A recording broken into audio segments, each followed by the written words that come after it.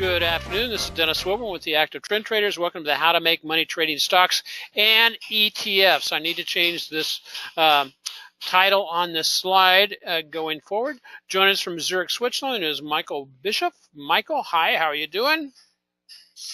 I'm doing great. Thank you. And so I want to remind everybody that all the materials that you do that we present are for training purposes only. Traders should always paper trade any new method prior to the risk of their own personal capital. I apologize ahead of time. I've got guys here working on the house, and so if it's a little bit noisy with the hammering, I'm hoping this mutable mic mutes out a lot of the overflow sound, because I'm downstairs and they're upstairs. So let's get going. There's a little bit about what we do and who we are.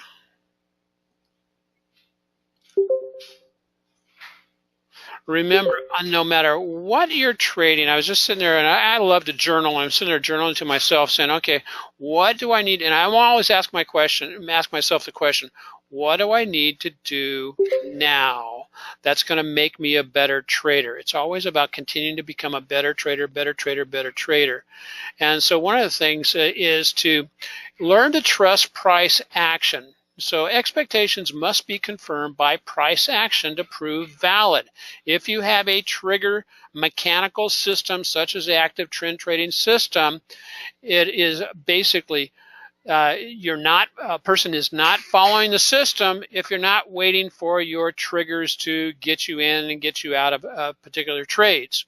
And so our objective for this session of how to make money trading stocks is basically timely, actionable intel review at the end of the week. Basically cover a little bit what we covered up at the beginning of the week on Mondays. If you are new to this webinar, I do a sister or a brother webinar on Monday called After Market Mondays, and we do it 10 minutes after the close on Mondays. It lasts about 10 to 15 minutes. It is straightforward, covers a couple of stocks, a couple of ETFs, and the indexes themselves, and then we move on. I want to make sure that it's one effective and efficient for your time if you choose to jump on board with that. So today, market review, stocks, ETFs setting up. So here's where we're sitting. As of today, we got a good little pop in NVDA, a pop after earnings in Tesla that helped us bring in a couple of our strategy 3 trades successfully. And so let's run over here to the charts. Michael, one of the things I've been looking at with the charts themselves is basically we have such a mixed market, and I don't usually do this, but I'm going to go ahead and throw up the Dow. I think, yeah, we'll throw this up. And as you can see, Dow is just going great guns, okay? In rally mode, pushing up high, making new highs. It got above that 22,000 level. Oftentimes when an entity gets that high, it will basically, do a sell-off. We met a good upside target, and then it'll sell off a little bit and go back into a pullback mode. Dow hasn't done that yet. However, let's take a look at what are the other indexes doing. Do you see anything similar to that going on with the S&P? No. Basically, the S&P is stuck in a range. We're up here at the 2480 level, down here at the 2460 level. So we got a nice breakout, but then we've kind of just went sideways for the last couple of weeks. We see that in both the daily chart and the intraday chart, or the weekly chart, excuse me. 2 spinning tops to finish the 2 weeks. As you can see, we do not, it hasn't basically closed below any of our major moving averages, which reiterates and brings back, I hope you can hear me now, Steve, because everything looks like it's functioning properly. So I can hear you, it's fine. Okay. The big thing is, Michael, here is that It's been now almost 280 days since the indexes have had any pullback of note. In other words, a 10% pullback or so. And it looks like there's not one in sight for a while. I mean, there's a lot of speculation out there. Some people are exceptionally bearish, but the bears keep getting, it put to them pretty good. And then there's some people who are expecting a really solid pullback. They really like to see a pullback into like the 50-day moving average or lower. Right now, as we can see on the S&P is telling us, okay, your more significant or better pullbacks are to the 50. And at this time, we haven't seen one of those. Are we setting up for that? Well, we'll have to wait and see. Remember, in August tends to be the most volatile month of the year, followed by September, which tends to be the worst performing month of the year. And so the mix of those two months can, provide some wild rides in the indexes. Michael, you're saying that, you were telling me earlier that you're not finding a lot of you're having to basically alter the way you're trading to where you're taking advantage of shorter term things? Yeah, I kind of, it's not really my preference, but I kind of like it now, and I get more and more fun to really kind of hunting pennies with kind of low risk. Okay. And yeah. So, okay. And meaning I do very much more than usually focus on not major stocks and asset classes I usually do not focus on. Okay. Well, one of the things I notice here, Michael, on the Nasdaq itself. Okay, it's pulled back to this breakout area, about there, which is at the 20-day moving average, and now is, looking like it wants to rebound. But I noticed that my momentum indicators, which I measure on a continuous basis, a couple of things are going on. One, we've got some negative divergence here in the daily on the market forecast on the shorter time frame momentum indicators. We have a continuous downtrend with momentum. However, you have to look at it as being kind of a positive potential sign, is that while momentum is falling off and we see it's below the zero line here, true strength index looks like it's getting close to support at the zero line. The actual price action, which of course is king, is just kind of motoring along here sideways, not making a decision. And so oftentimes when the indicators finally get into those reversal zones, it's actually a sign of strength that the indexes have not done a real strong pullback. Although from a health standpoint, we'd like to see them do a pullback. We've got some significant bearish divergence here on the weekly chart on the NASDAQ. And that's about all I see on that. If we go over to the Russell quickly, RUT. Okay. I'm kind of I'm watching the Russell because this could be a reversal pattern. Not quite a bullish engulfing, but it's really close to at least being a piercing line, which is the candlestick terminology, right at a support zone. And so we'll watch that into next week. I don't want to necessarily jump on a trade on this right today because I'm not getting the rest of my triggers to get it. I'm not getting a TSI tick up on the daily chart, and it's conflicting. It's divergent from the weekly charts, which are the weekly charts are actually showing that things are rolling over and falling down. And so what will be interesting is watch the Russell, and I would be looking at trading like TNA, the 3-time leveraged off of this. If we do get a little bounce up, where's it going to bounce to?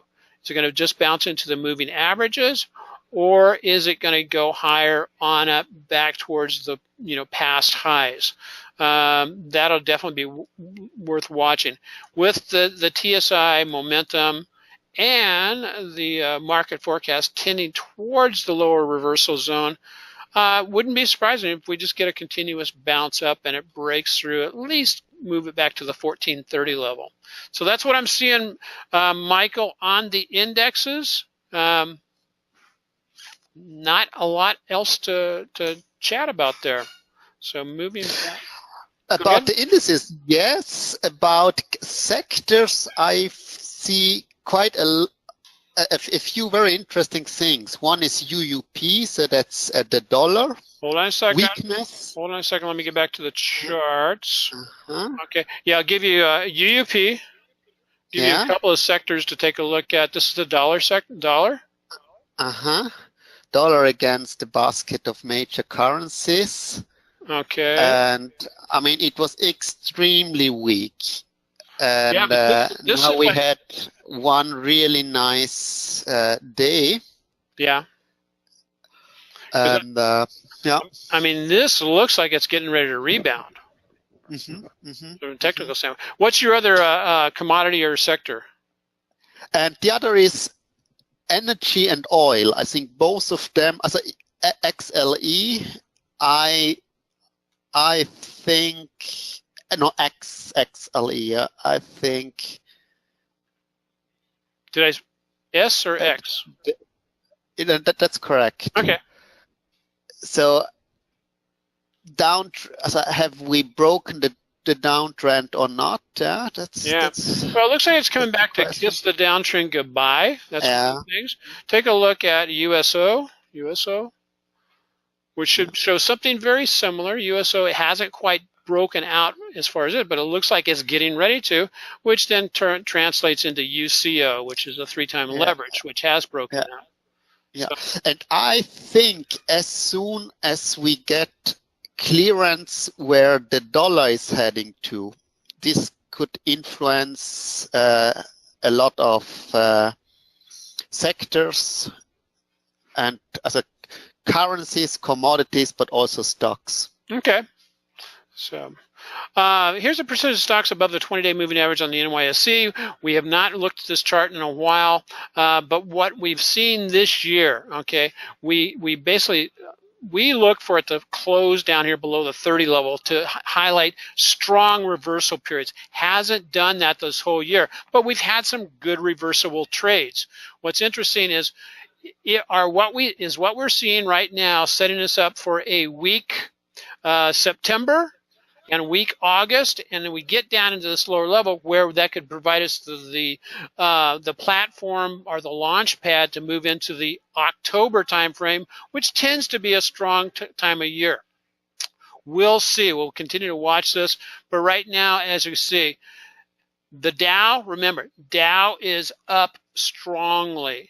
This is basically telling us that on the NYSE, only 43% of the stocks in the NYSE, which is a much larger basket of stocks, is above its 20-day moving average, which tells us that, okay, the majority of those are going down. I'm looking for the rest of this week, or into next week, IWM, TNA bounce. We covered that a little bit. Nugget, which is the gold potential play, and it's also probably tied to your dollar point. Michael, Nugget, pull back into support. Are we going to get a bounce? Because we're in the period of the year where gold should be getting a nice bid to move up. But this year, gold has not acted totally in accordance with its seasonality. It's been a lagger this year. NVDA, Momo, and BABA have earnings next week. They may give some opportunities to jump on a trade in one of those, or either one or all of those going into earnings. I'll take a look quickly at the those 3 entities, or all those entities on the stock chart. And this is going to be a real quick review on these guys. So let's go over here to GDX, which is the gold miner, non-leveraged ETF. And as you can see, if we push back up, nice little push up here, it was working on a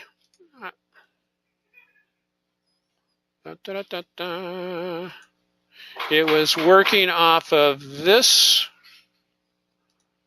triangle. This is a downsized triangle. Yeah, let's put it about there. Here's the lower portion of it. You can see it came down and finding support about the 21 level, and then rebounded off of that. Now, the leveraged version of this same thing, of course, is Nugget, 3-time leverage. You're going to get a lot, bigger bang for your buck, but at the same time, it tends to lose a little bit of value if you're in it for the long haul. It too has sold off. It had basically right into actually there. It broke out. It failed. And so a couple of ways you can chart this. You can lay the chart in here. Broke out, failed, dropped back down into it. And so you can either look at if it gets down to the bottom of the Keltner channel and or gets down to the moving average envelope, look for a reversal at that point, and then come breaking up back up through here. Again, we're in the time of year when Nugget should turn around. NVDA had a really nice move this morning. Over the last couple of days, where it bounced off the 20-day moving average under at 61, ran up to 170. If you're an options trader, you may want to take a look at, on the intraday chart, take a look at, what would be a good option to buy going into earnings next week, but sell it prior to earnings. What'll happen is you'll get in your implied volatility will jump up higher for the strikes that expire next week. And so you can either, you can buy a call and then sell it prior to earnings on April 10th after market closes. Sometimes those trades work, sometimes they don't work, as we saw with the Tesla trade. Didn't work with a piddle in Tesla this past week. Lost some dollars there. Same thing, Momo. Momo's is a stock where you can actually buy the shares or do a call option. It has weekly options. It has earnings 8/22 before the market opens, and so we would be wanting to if we went into a trade with this, because if we get a breakout prior to earnings, it could run from about $10 worth prior to earnings, which would be kind of interesting. And then lastly, Alibaba is basically a pullback into the 20-day moving average or the 150 level. Nice hammer yesterday. The TSI has not moved back up. It has earnings coming up on 8/17. So there's 3 potential earning trades. NVDA reports earnings next Thursday. 7 days after that, BABA reports earnings, and BABA reports earnings, if I'm not mistaken, before the market opens. And then the last one on 8/22. So 3 solid growth stocks reporting earnings, and if it looks like a setup, because BABA's looking pretty like a potentially may do a pre-earnings run, but I'm not ready to jump into it quite yet. So that handles that. I think I covered it. Did I cover all of that, Michael? I did cover it all, didn't I? Yeah. Okay, cool. So let's move on down here. Here's where we're sitting with the active trend trading system. Talked a little bit about seasonality in the past. What we're looking at is normally seasonality. The S&P tends to flatten out, and all the indexes tend to flatten out during this August, September, and even do a little bit of a pullback into September. This is a average year over 59 years. The blue line is the post-election year, which we're in right now, but this post-election year has not acted like any other post-election years, and you're probably sitting there going, no kidding. In so many ways. And then what that lends itself to is normally gold will pick up a bid towards the end of July and then go on a really nice run from August, September into the early part of October. And right now it just hasn't happened, but I'm waiting for us to pull back down into a level of support on gold, even if it only goes on half of the move that it went on last year, that'll still be an excellent move over the next couple of months. And so over August, and Michael, what I'm looking to do through August and September is basically shorter term swing trades that last maybe a day, 2, 3, 4, 5 days max. Really tight stops because I don't want to get whipsawed out and lose what we have done, so far this year. And that's what I'm looking at doing through the end of the year, or at least through October time period when we get into the seasonality at the end of the year for the indexes. So that's all I've got for today, guys. I hope we kept that fairly concise. Yeah, we kept that to 20 minutes. So any final comments, Michael? Well, maybe the final comment is for next week, I will very watch what the dollar is doing. Okay, excellent. And so I want to remind premium members will be up at 12 noon to trade the final hour. Some of you may already be aware we did a real quick trade in the spiders on strategy 3 earlier today, and that trade appears to be doing okay. That's selling premium into the weekly premium in next week. So with that, I want to say aloha, trade wisely and profitably, and we'll talk to you on Monday. Michael, God bless, man. Have a great one. Thank you. Bye. Bye-bye.